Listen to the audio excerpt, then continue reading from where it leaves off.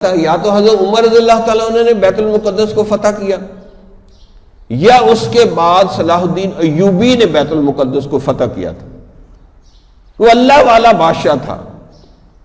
جیسے اس وقت ساری فوجیں افغانستان میں ہی آ گئی تھیں، اسی طریقے سے صلیبی جنگیں ساری عیسائیوں کی فوجیں بحری بیڑے آ گئے تھے، صلیب کے نام سے وہ اکٹھے ہو کے آگے لڑنے کے لیے مسلمانوں سے۔ اب صلاح الدین ایوبی کے پاس فوجیں تھوڑی ہیں اور اسلحہ تھوڑا ہے، تو مسلمانوں کا تو پھر سب سے بڑا توکل کس پہ ہے؟ اللہ پہ۔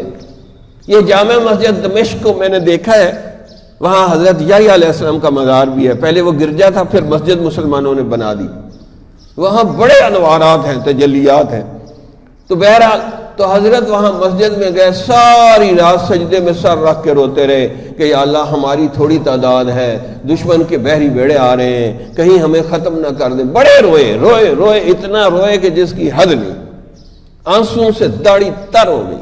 تہجد پڑھی، فجر پڑھی، جب باہر نکلے تو ایک اللہ والا بھی جا رہے تھے، کہا حضرت دعا کریں، دشمن کا بحری بیڑا آ رہا ہے، کہیں ہمیں ختم نہ کر دے، دعا کریں کہ اللہ ہمیں فتح عطا فرما دے۔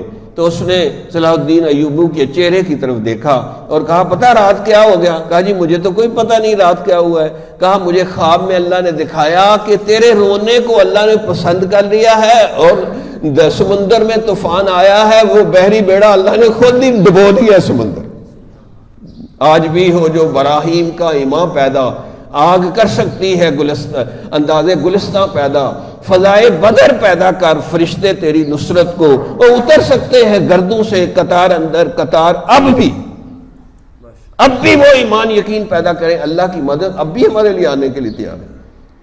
کس سے مانگے کہاں جائیں، کس سے کہیں، اور دنیا میں حاجت روا کون